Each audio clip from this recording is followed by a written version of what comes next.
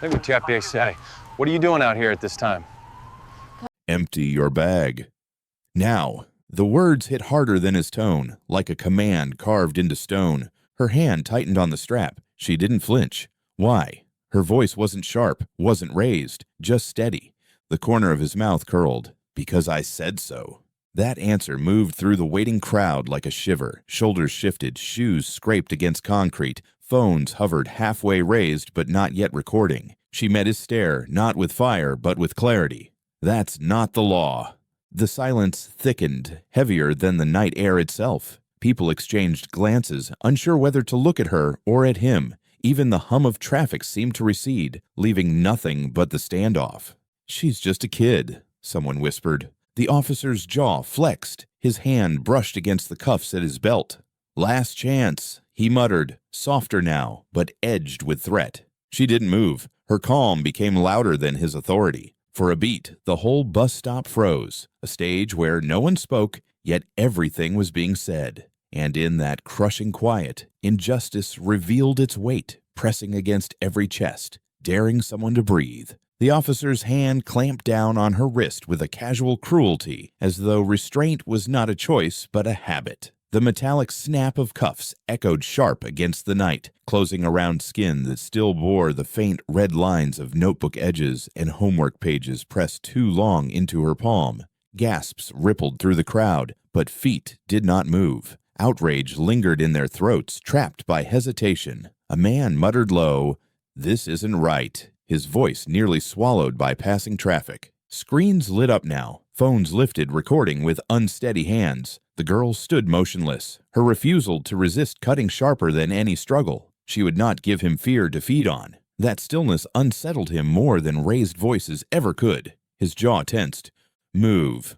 The word carried no patience. She walked, not dragged, each step deliberate. It looked less like compliance and more like endurance, a child forced into a parade of shame she had not earned. For those watching, it became performance. Authority on display, power stripped of its mask, dignity bent under weight it never deserved. Her eyes moved across the crowd, meeting glances only for them to scatter away. The silence of witnesses rang louder than his command. "She's just waiting for the bus," someone whispered, louder now, but not loud enough. Whispers do not break chains. The officer's shoulders straightened, pride swelling as if the night belonged to him. He mistook quiet as consent, mistook fear as proof. But unease flickered beneath the rigid mask of control. The cameras did not blink. The stillness did not fade. And the night air pressed heavy, carrying the familiar weight of history circling back again. The steel bit into her wrists, but her shoulders did not sink. She stood tall, spine firm, gaze fixed forward. That refusal to bow unsettled him for a flicker of a second, though he buried it beneath barked commands meant to sound unshaken. Around them, the crowd shifted uneasily, eyes torn between glowing screens and the safety of pavement. Some filmed, others stared at their shoes, as though vanishing might erase their guilt. Her silence was not surrender. It was defiance forged in quiet. Within, she heard echoes of her father's warnings, the sting of teachers doubting her, the weight of doors shut before she'd even touched the handle. None of it needed speaking. Silence carried more force than any plea. He shoved her toward the waiting squad car, and murmurs swelled again, scattered voices threading the night. A mother's arm closed tighter around her child. A man lowered his phone, shame pricking deeper than courage. A voice near the back whispered what others were afraid to. This could be any of us. The officer's hand clenched firmer, though his face held steady. He thought he'd secured victory, parading his authority under flickering streetlights. But authority is loud only until truth begins to echo. And truth echoed now, not in shouts, but in stares, in breaths caught between ribs, in the silence that grew heavier than sound. Her thought burned steady, unspoken but certain. He has no idea whose silence he just chained. That sentence hovered invisible, heavier than the cuffs themselves, pressing into the night. What he imagined as dominance began to fracture. The spectacle shifted. The balance quivered. Power wore its mask, but cracks spread beneath. The night had heard enough silence. It would not remain still forever. The fluorescent lights hummed above the holding cell, their buzz louder than breath, sharper than the scrape of shoes on concrete. The walls reeked of mildew, the sour aftertaste of stale coffee clinging to the air. A single desk sat at the front, scattered with papers too creased to carry authority. She sat on the cold bench, her wrists still marked red from the cuffs. She did not lower her head. She held it steady, eyes lifted, gaze steady. Silence gathered around her like armor, louder than chains, heavier than accusation. The officer leaned against the desk, arms folded with rehearsed ease. His smirk stretched wide, though his jaw stayed tight. He spoke with that casual cruelty that pretended to be order. "Write her up," he said flatly. "Suspicion, theft, something." The clerk behind the desk hesitated. His pen hovered. His glasses slipped low on his nose. He studied her for a second, as if her pressed uniform, her steady posture, and her weary silence told a different story than the one he was being ordered to write. "She doesn't fit that," the clerk murmured, voice barely more than air. It sounded more like apology than defiance. The officer's smirk faltered. He straightened. "Make it fit." Those 3 words didn't just fill the room. They stained it. They revealed the rot under the badge, the twist of truth to suit cruelty. The girl did not move, did not answer. Her stillness pressed harder into the officer than if she had shouted. He shifted his stance, shoved his hands into his belt, began pacing. His boots clapped the floor, each step an attempt at thunder. But silence lingered stronger. Her breathing was steady, slow, a rhythm against the false storm of his voice. In her mind, images flickered. Classrooms where teachers had eyed her homework as though it were copied. Stores where her steps were shadowed down aisles. Doors that never opened, though she had knocked politely. Silence had followed her everywhere, and silence had been mistaken for weakness each time. Now, in this concrete room, silence became something else. It was resistance sharpened into steel. The officer barked at colleagues outside the cell. He exaggerated every order, every command, his voice filling cracks that confidence no longer held. He pointed at the clerk, at the papers, at anything that might remind him he was still in charge. But his fingers betrayed him. They tapped the desk too fast, too restless. The pen in the clerk's hand barely moved. He scribbled half words, then crossed them out, glancing at the girl's face, then back at the floor. The arrogance in the officer's stance began to bend. Small gestures told truths louder than reports. The tremor of his hand against his holster, the tightening of his jaw, the way the clerk avoided his eyes, choosing instead to look anywhere else. The girl said nothing.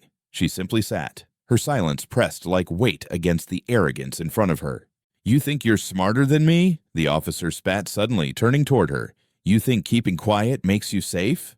Her gaze did not drop. She blinked once, slow, deliberate. That blink answered him more than words. He stepped closer, his boots stopping just short of her knees. "Say something. Anything." The hum of the fluorescent lights filled the pause. She did not give him what he demanded. His smirk wavered again. He turned sharply toward the clerk. "Are you writing this down?" The clerk stammered. Trying, sir." "Not trying. Doing." The pen scratched weakly across the paper, but the words bled crooked. The clerk's hesitation filled the space with a kind of rebellion, more dangerous than open defiance. The rebellion of unease, of conscience. Outside the holding cell, the night carried on. Cars passed. Phones scrolled. The world remained unaware of the exact words traded in this dim room. But the cameras waiting outside had already caught her being led in. They had recorded the cuffs, the silence, the pride in his stride. Those seeds were already planted. Inside, the officer tapped his finger harder on the desk. "Suspicion of theft," he muttered, almost to himself. "Suspicion of resisting." Each phrase sounded thinner, weaker, like a wall patched with paper. Her stillness did not falter. It was not stubbornness. It was clarity. To answer him now would only feed his story. To stay silent was to starve it. The clerk coughed lightly, his eyes darting from her to the officer, then back to the page. "Sir," he whispered, "there isn't anything she did." The officer's voice snapped like a whip. "I said make it fit." But the words carried less force than before. His arrogance was cracking. Silence weighed down on him. On the clerk, on the room itself. Every small gesture told it. The tremble in his hand, the hesitation of the pen, the refusal of the girl's gaze to break. Power bends before it breaks. He barked louder orders, but they fell empty, bouncing off concrete. And the night pressed its reminder. Collapse does not begin with thunder. It begins here, in whispers, in unease, in dim rooms where truth leaks through cracks no command can seal. The girl inhaled, steady. Her silence filled the room until it drowned the hum of the lights. She did not fight him with words, but with presence. And though he stood taller, barked louder, paced harder, every breath he drew carried the tremor of a man who knew control was slipping. The cracks of arrogance had formed, and cracks, once opened, do not close. Her mind carried her elsewhere, pulling her away from the humming lights and sour smell of mildew. The walls dissolved into classrooms where suspicion had always found her. A teacher's voice echoed sharp. "This essay is too advanced. You didn't write this." The sting of accusation had burned hotter than the failing grade. She remembered how the other students laughed, how whispers spread in hallways about dishonesty, about shortcuts, never about her discipline, never about her brilliance. The walls shifted again into the aisles of a store, fluorescent lights casting suspicion like shadows. She felt it all over again, the silent footsteps of security trailing her every move. She had touched nothing, stolen nothing, but eyes locked on her anyway. At the register, she remembered watching her white classmates pay and leave without interruption, their bags unchecked, their dignity untouched. The vision darkened further into the tiled hallways of her school, where another kind of whisper chased her. Her family has money. Where'd it come from? Don't trust it. Privilege in her hands was called theft, while privilege in theirs was inheritance. She had never been given a chance to be ordinary. Every step was proof demanded. Every silence turned into suspicion. And beneath it all, always, came her father's voice. Calm, steady, a weight built from experience heavier than textbooks or chains. They will come for you with lies. Don't break. She had once asked him, fragile and trembling, "What if silence isn't enough?" His answer returned to her now, echoing against the cold bench. Then silence will become the loudest voice in the room. Her chest rose evenly. She inhaled as though every memory had carved her for this exact moment. While she remembered, the outside world stirred. The video of her arrest, the metallic click of cuffs locking against innocence, had already slipped beyond control. It moved fast, faster than truth usually does, carried not by news anchors but by hands holding phones, by strangers' captions threading through digital veins.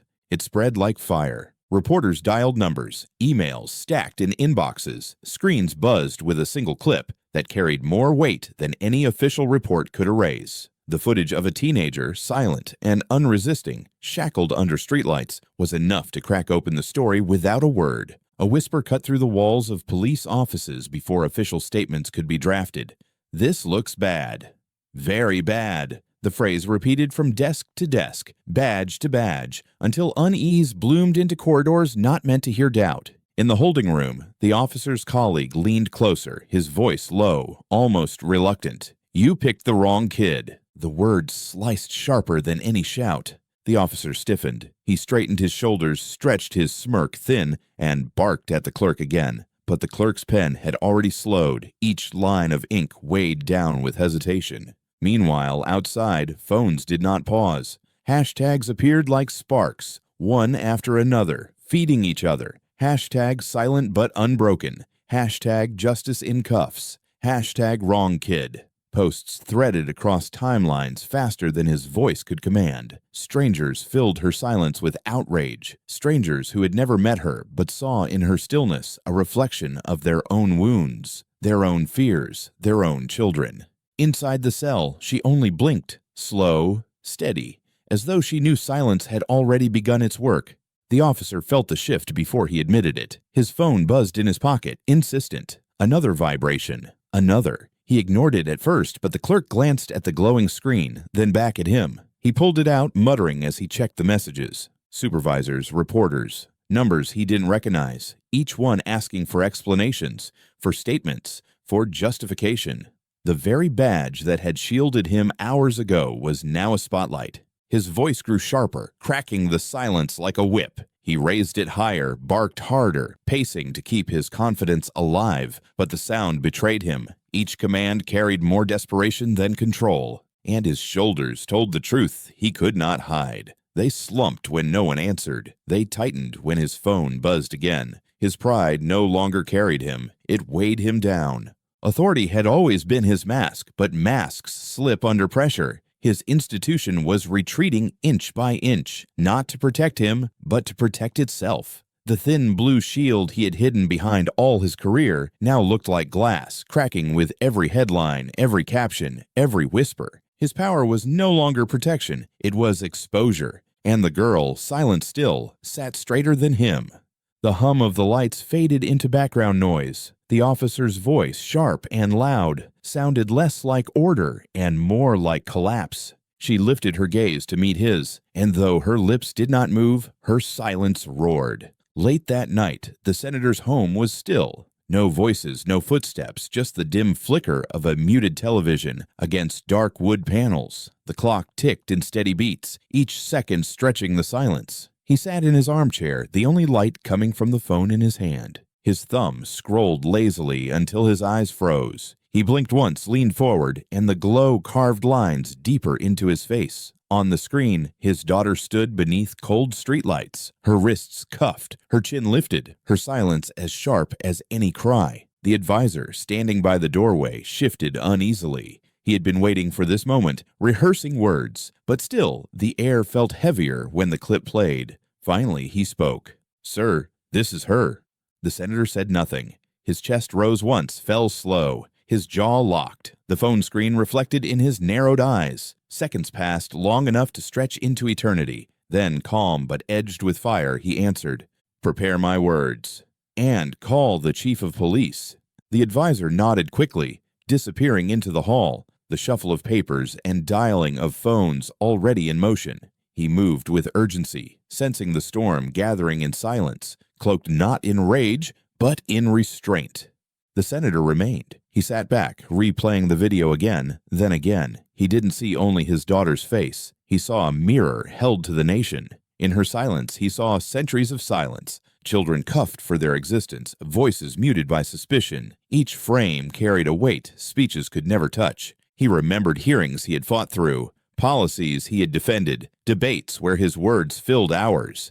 Yet none of them cut as deeply as watching his child shackled for waiting at a bus stop. Outside his walls, the story spiraled. The officer's name leaked online, whispered first on forums, then shouted across headlines. Neighbors texted each other. "Is this true? Did you see?" Reporters traced his record. Colleagues studied his file. The shield of silence that once protected him was breaking apart under the weight of exposure. Within precinct halls, voices lowered. A sergeant leaned to a colleague, muttering, "We can't cover for this." The words slipped like cracks spreading through stone. For years, silence had been the oppressor's ally. Now silence belonged to the other side, the silence of retreat, of distance, of sudden disavowal. Back in the holding cell, the officer felt it too. His phone buzzed relentlessly, screen glowing with unanswered calls. Each vibration hollowed his confidence. He barked orders louder, but his hands betrayed tremors. Authority had always been loudest when truth was quiet. Now truth was growing louder without speaking at all, and the senator, watching from miles away, felt it in his bones. Collapse begins not in shouts, but in whispers no one can unhear. He did not stand. He did not pace. He let the weight of the video press against him. His silence filled the room with more command than 1,000 speeches. His daughter's silence had become his silence, and together they thundered without a word. The advisor returned, notebook in hand. "Sir, your statement—" The senator raised a hand gently, cutting him off. "Not yet." His voice was measured, unshaken. Words too early become noise. Let them wait. The advisor swallowed hard, nodded again, and stepped back. The senator turned the phone off, setting it gently on the table beside him. In the dark, his mind played images he could not erase. Her cuffs, her steady eyes, the officer's smirk, the crowd frozen between cowardice and conscience. He had fought his whole life to shift laws, to change structures. But now the fight was inside his own home, branded onto his own blood, and it sharpened his will. He closed his eyes for a moment, breathing deep. His silence was not emptiness. It was the pause before a storm, And across the city, in newsrooms and living rooms, silence spread too. No longer the silence of dismissal, but of anticipation. Everyone could feel it. Power was turning. Not with spectacle, not with sudden collapse, but with the slow certainty of history correcting itself fracture by fracture. The senator's silence weighed heavier than shouts, heavier than declarations. He would not rage publicly. Not yet. Timing was a weapon, and patience was sharper than fury. And in that patience, power shifted, quietly, inevitably. The storm had begun. The courtroom overflowed with faces. Wooden benches strained beneath bodies pressed close. The air thick with anticipation. Cameras flashed like bursts of lightning against polished wood, each spark catching the sweat along foreheads, each click recording history in fragments. At the defense table sat the officer. His shoulders were squared as if posture alone could restore dignity, but his badge gleamed more than his eyes, and his forehead glistened under the lights. His fingers betrayed him. They tapped the table in an uneven rhythm faster than his breath, louder than his composure. The murmur of voices hushed as the bailiff called the room to order. The doors creaked. Then the judge entered, robe swaying with authority. Every body rose, every breath caught. Then the gavel struck once and the room collapsed back into suffocating silence. The officer swallowed, jaw tense, but the silence belonged to someone else now. The doors opened again.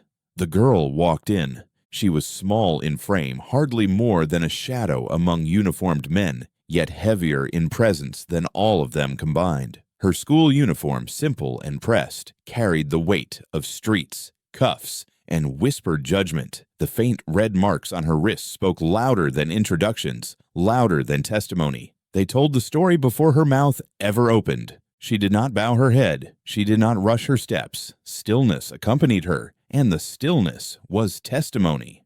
The judge's voice sliced the silence. Charges? The officer cleared his throat. His tongue seemed to stumble over teeth. Suspicious behavior, he began, then hesitated. Possible theft. Each word landed weakly, stripped of conviction. They sounded rehearsed, yet already crumbling. The prosecutor rose, eyes sharp as glass. Define suspicious, he said, calm but cutting. Define possible. The officer blinked. His lips parted, closed, then parted again. He searched the air for authority, but the air had changed. Respect was no longer his. She looked nervous, he managed. Gasps traveled through the benches like wind. A hush followed, heavier than noise. Nervousness had been named a crime. The prosecutor folded his arms unimpressed. The judge leaned forward slightly, brow furrowed, as though trying to hear the sense buried in nonsense. None existed. The officer shifted in his seat, shoulders stiffening against the weight of eyes. His badge gleamed, but the room saw only cracks. The girl stood, slowly, calmly. Her hands rested in front of her, wrists still faintly marked. She breathed once, deeply, then spoke. I was waiting for my bus. Her voice was soft, almost delicate, but it pierced the silence like glass breaking. No tremor, no apology. The words required no defense. They held no theatrics, no embellishment. They carried truth stripped bare, and truth in its simplest form could not be dismantled. The room shifted. Heads leaned forward. The weight of injustice settled not in speeches, but in absurdity, in the collapse of his reasoning. The officer's face tightened, but no argument came. His hands pressed against the table as though force might summon authority back. His lips parted, yet no sound followed. The prosecutor did not speak again. He did not need to. The courtroom itself had become the cross-examination. Every glance whispered what no one dared shout. Chains for waiting, suspicion for breathing, accusation for existing.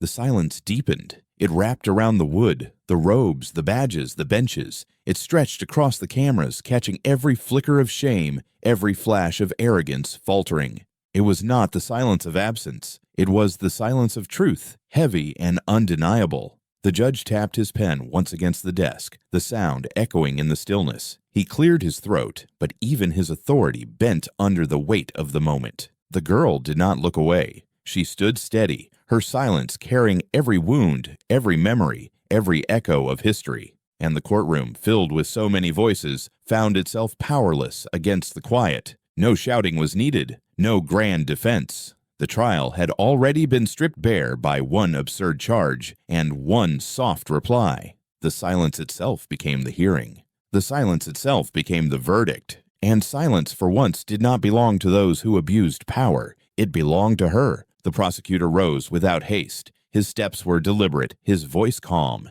He did not need fire. Precision was sharper. Screens lit up across the courtroom. The viral video filled the space in harsh clarity. The officer's hand gripping too tight, steel cuffs locking around skin too young, too innocent. The girl's silence echoed louder than his command. The crowd's whispers trembled through the recording. Gasps broke from the benches. Then silence again.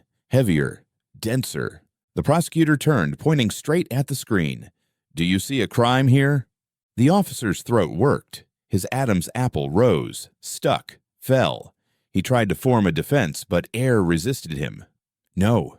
The single word slipped out, fragile, barely audible. The girl lifted her chin. The faint marks on her wrists seemed to burn under the lights. "All I carried was homework." That was enough for him. Her statement cut the room open. A murmur rippled. Some lowered their heads in shame. Others clenched fists beneath polished tables. Even the judge's pen froze mid-note. The officer shifted in his chair, shoulders stiff. He tried to square his posture, to summon the illusion of command, but the screens betrayed him. The prosecutor pressed a button. The video replayed slower now. Frame by frame, every second stripped the uniform of its shield, the arrogance of the shove, the stillness of the girl, the silence of the crowd, the steel closing around innocence. Gasps turned into murmurs. The press scribbled furiously. The judge's brow tightened. Behind the officer, colleagues sat stone-faced. Their eyes found corners of the room, the floor, anywhere but him. Loyalty frayed in real time. One leaned forward, muttering under his breath, just loud enough to slip into air.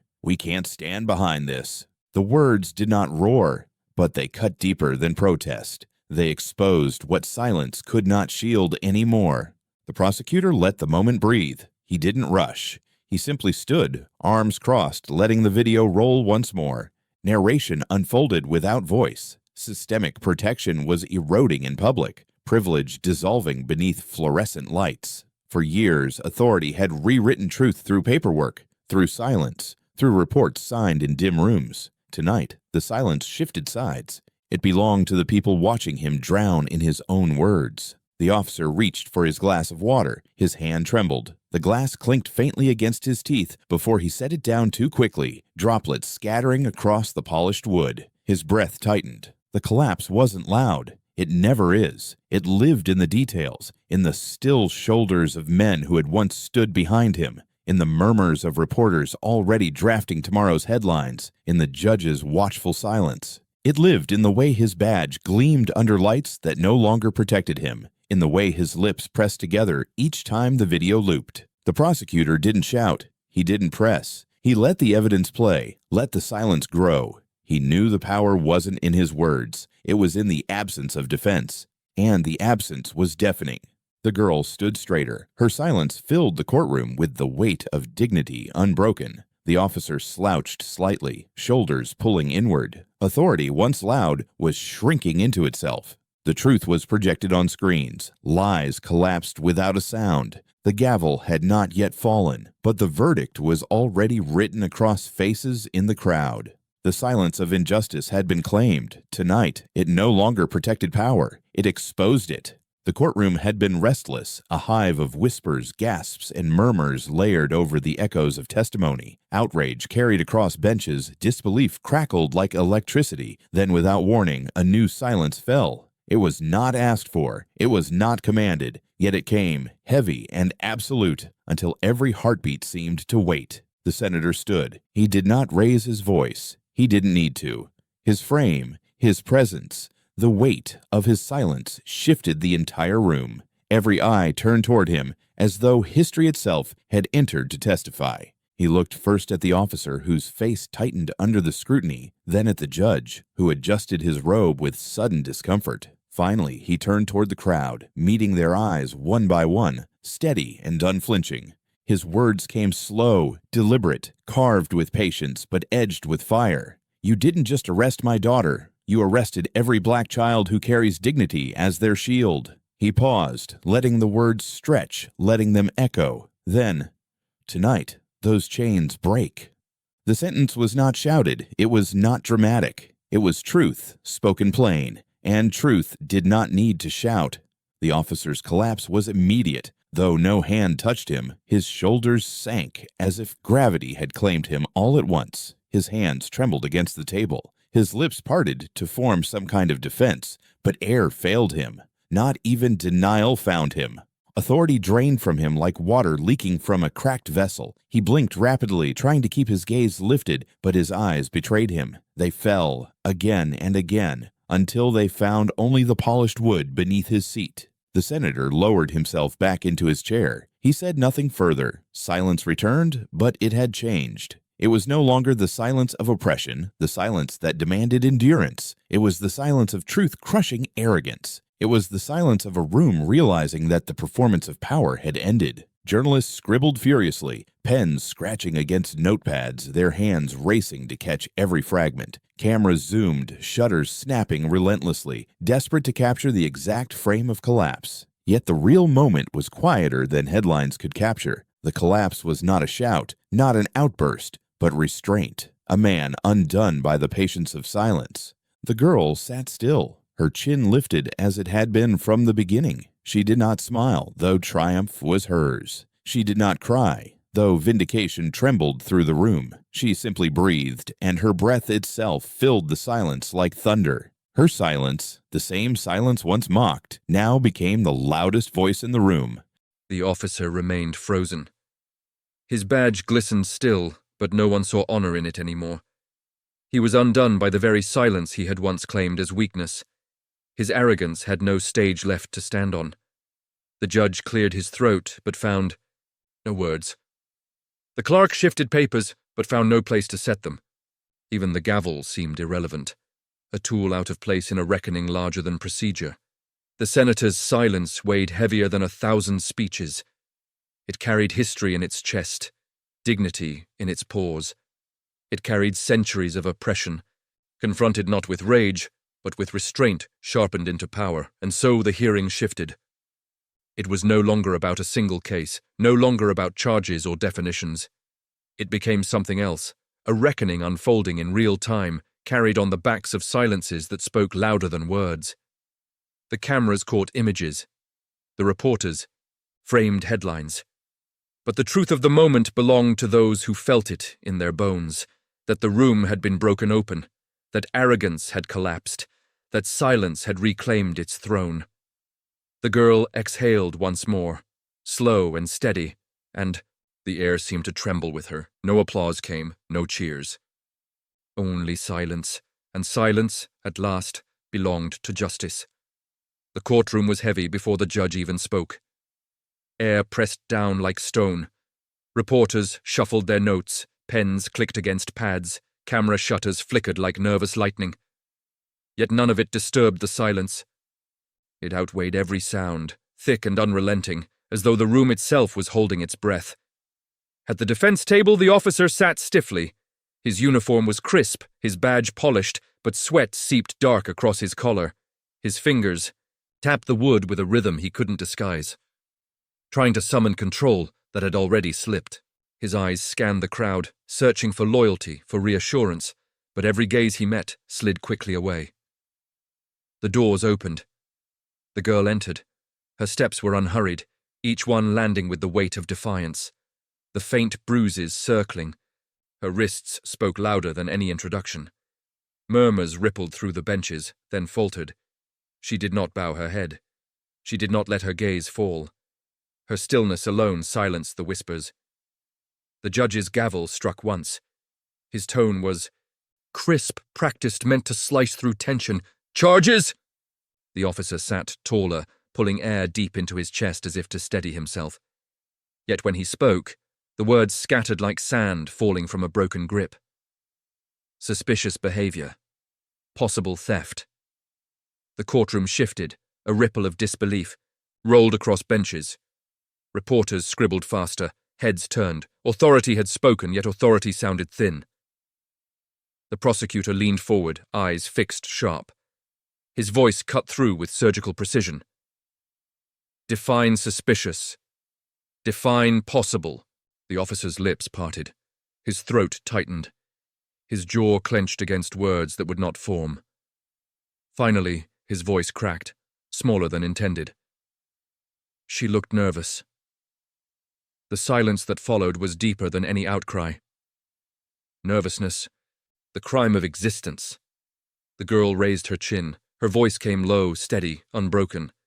I was waiting for my bus. No flourish, no performance. Just truth, plain as breath. The sentence carried across wood and walls, echoing longer than speeches. It was not only her defense. It was every defense for every child cuffed without cause.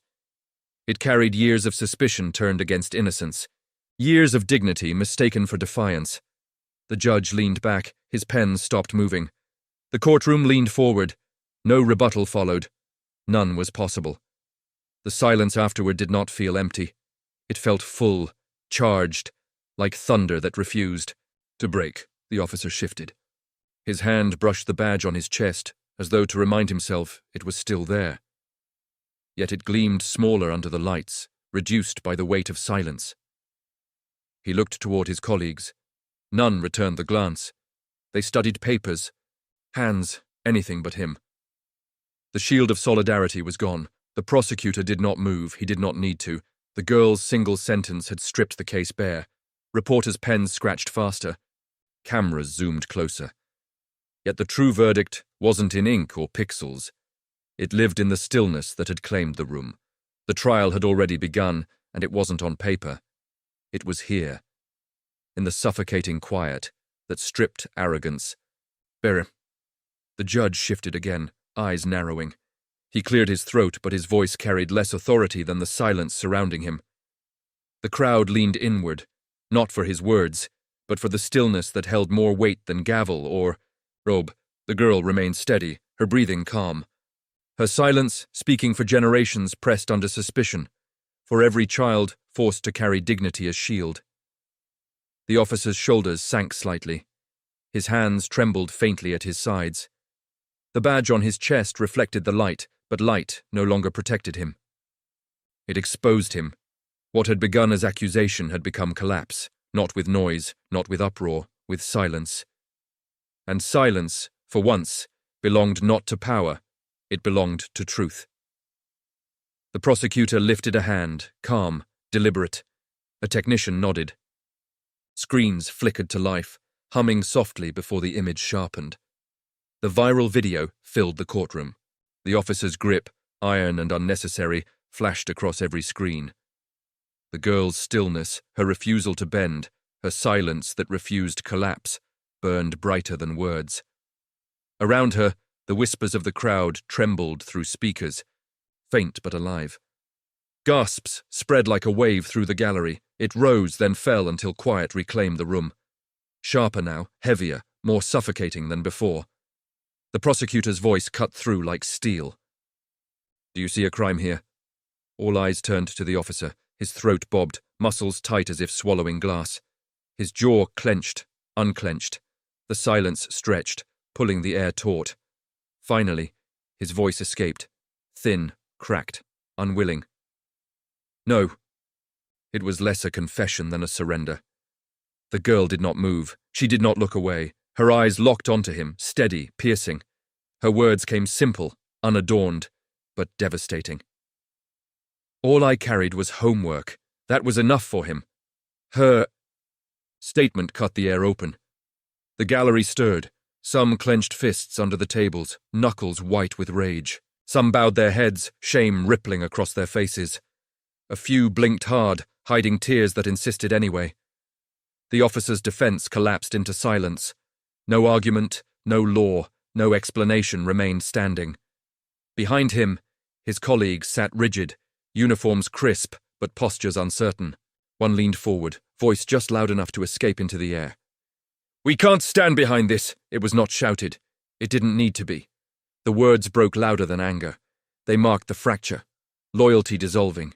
Two, and they never stopped calling. Earlier that day, the chief's voice had ended everything. The walls that had always hidden misconduct now stepped back, piece by piece. Every replay of the video, slowed frame by frame, showed not just an arrest, but the disintegration of systemic protection. Every pause revealed power losing ground. The prosecutor said nothing further. He let silence do the work. Silence that filled cracks. Silence that tightened noose and verdict alike. The narration no longer belonged to him, nor to the girl, nor to the officer. It belonged to silence itself. Not the silence of absence, but the silence of men who once shielded him and now refused. The silence of colleagues shifting in their seats, staring at the floor.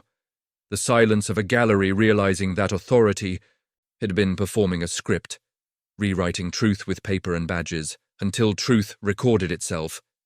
And truth, once filmed, could not be silenced. The officer reached for his glass of water. His hand trembled visibly. The glass clinked against his teeth before he forced it down. A few droplets spilled onto the table, spreading dark across the wood. He set it down too quickly, fingers twitching against the rim. He looked smaller under the lights. The badge on his chest gleamed, but no one in the room saw it as honor anymore. It was costume, stripped of meaning. The prosecutor remained still. He did not press. He did not gloat. He knew collapse never needed shouting. Collapse was slow, collapse was quiet, and collapse was happening here in real time before every eye and every lens. The girl drew a breath, steady, unbroken. Her silence filled the room like a verdict already spoken. The officer looked down again. His authority wasn't questioned anymore. It was gone. The courtroom had reached its edge. Tension stretched so tight it begged for release. Every breath was shallow, every pen frozen, every lens waiting. Then, the senator rose. He didn't raise his voice. He didn't need to. His very stance pulled silence into obedience. The air shifted. Cameras stopped blinking. Pens hovered above paper, ink drying in their tips.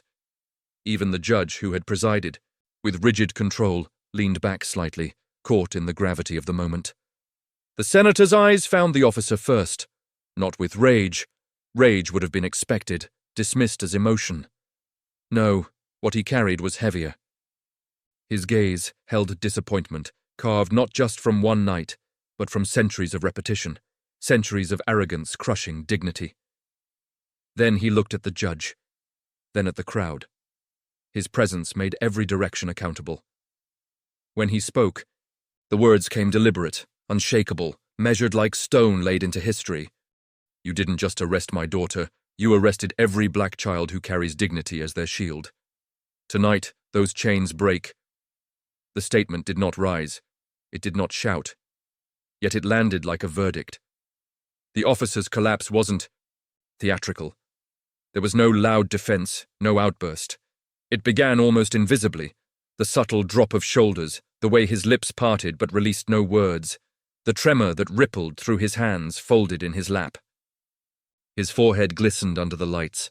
His breath came uneven, his eyes refused to rise from the table.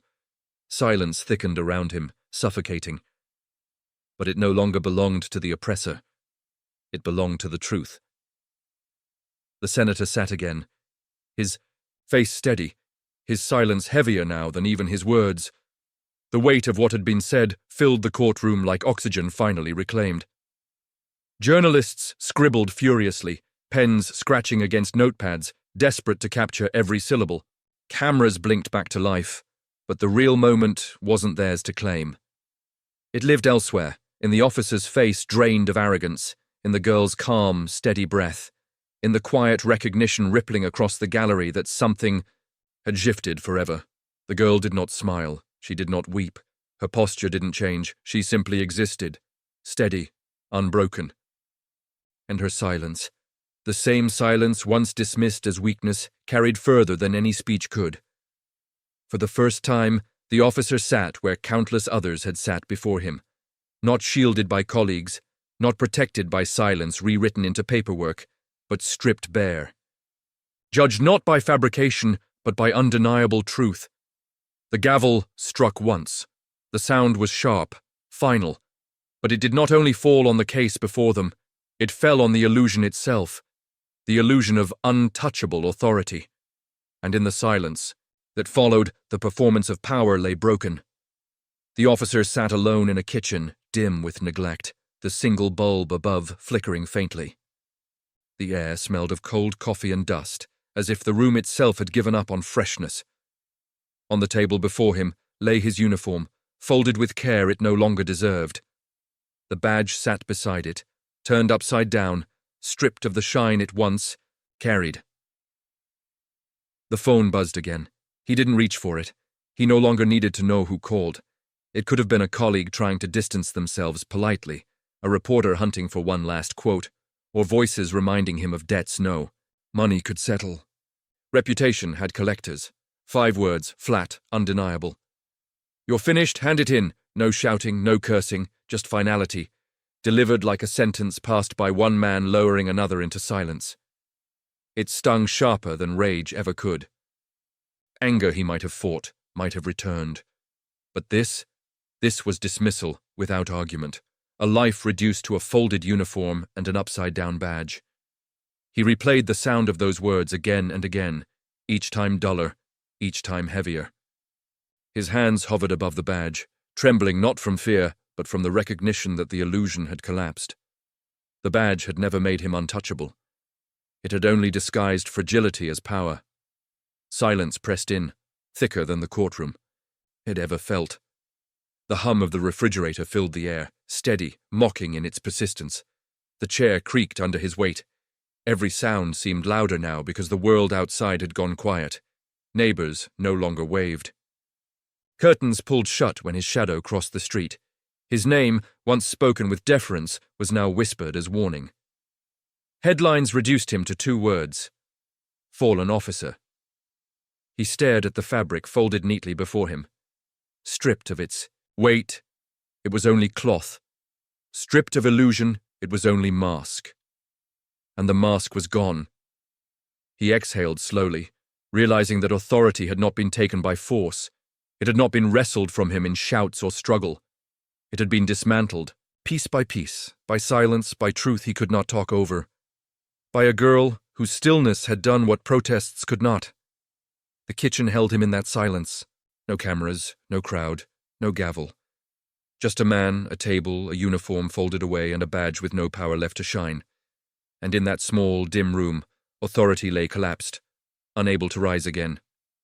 Outside the dim kitchen where authority crumbled, the world was anything but quiet. Screens pulsed, voices rose, and a single clip rewrote the day. The hashtag surged across platforms, multiplying by the second, spreading across borders. Comment sections filled with outrage and solidarity, timelines consumed by commentary and analysis. In schools, students whispered in hallways, their words urgent and proud. She didn't scream, she didn't bow, and she won. A teacher paused, mid-lesson, chalk frozen against the board, then turned to the class. "This," she said, voice steady, "is why history doesn't just live in books. It unfolds in real time." Heads nodded, notebooks forgotten. Silence there was no longer passive. It was recognition shared. Reporters dissected the trial like surgeons exposing wounds long ignored. One spoke into a camera on national television. "This case forces change. Policies will follow. They cannot ignore this." The words carried not just prediction, but promise. Community centers filled with discussion, town meetings buzzed late into the night, and protest signs painted with fresh ink lifted into the air. Yet it was not fire or riot that carried the weight forward. It was conversation, reflection. The power of silence turned collective. The officer's name spread too, but not in reverence. It no longer inspired obedience, it brought avoidance. Calls went unanswered, messages left on voicemail. Institutions that once shielded him stepped back quietly one by one, offering no defense, only distance. Within precincts, whispers traveled, like cracks spreading along stone. "We can't cover for men like him anymore." What had been protected through silence now fractured because of it. In living rooms across the country, parents played the video for their children. Not to frighten them, not to scar them, but to prepare them. They pointed to the girl's steady gaze, her stillness in chains, her calm refusal to bow. The lesson was clear. Strength was not always a shout. Sometimes strength was silence that refused to collapse. Viral moments often burned fast, fading in days, but this one lingered. It carried aftershocks, because it was never only about one officer's cruelty. It was about the scaffolding of silence that had sheltered him. Reports rewritten, truths dismissed, misconduct shielded by loyalty. That scaffolding was breaking. Piece by piece, institution by institution, until silence no longer served power. It served truth, and the world, through streets and screens, was beginning to listen. Late at night, the senator's study breathed heavy with paper and lamp oil. Stacks of reports slumped across the desk. Unread bills scattered, folders threatening to collapse into one another. Yet neither he nor his daughter touched them. They sat instead in silence. Not the silence of absence, but the silence that fills a room when history has been forced to sit beside you. It was full of weight, memory, and survival carried from one generation to the next. The girl shifted slightly in her chair, her wrists still lined with faint shadows. She looked at her father, his shoulders worn from years of battles. She was only beginning to understand. Finally, her voice cut the stillness, small but steady. "Why didn't you raise your voice?" The senator turned toward her. His eyes were tired, carved with long nights and too many hearings. Yet they softened, touched with pride. "Because truth doesn't need to shout," he said quietly. Silence carried further. The words lingered, hanging above the scattered papers. She leaned back, letting them settle into her. It wasn't just the sentence she heard, it was the life behind it. The hearings he had endured where bias was dressed as procedure. The slurs whispered in corridors where laws were written. The policies fought not in flames, but brick by brick, through patience and restraint. His silence was not surrender. It was survival reshaped into strategy. They stayed seated, neither reaching for words that weren't needed. The pause itself became language, and in that pause, it felt as though the generations before them filled the room. Those cuffed without cameras, those silenced without justice, those erased before their truth could echo. The girl's hand reached across the desk, not trembling, not searching for strength, but offering it. He accepted, and the silence deepened into something stronger than any declaration. The clock ticked steadily. The stacks of bills remained untouched, their urgency eclipsed by a legacy, larger than paperwork. The silence became heavier than speeches, more enduring than any headline. When they finally stood, they carried no triumph. What they carried was legacy. Some walls in history had fallen in flames, torn down by roar and rebellion, but tonight had proven another truth, one that would live beyond this study, beyond both of them. Some walls fall with fire, others crumble, when silence refuses to bow. The senator's eyes found the officer first, not with rage. Rage would have been expected, dismissed as emotion. No, what he carried was heavier. His gaze held disappointment, carved not just from one night, but from centuries of repetition, centuries of arrogance, crushing dignity. Then he looked at the judge, then at the crowd. His presence made every direction accountable. When he spoke, the words came deliberate, unshakable, measured like stone laid into history.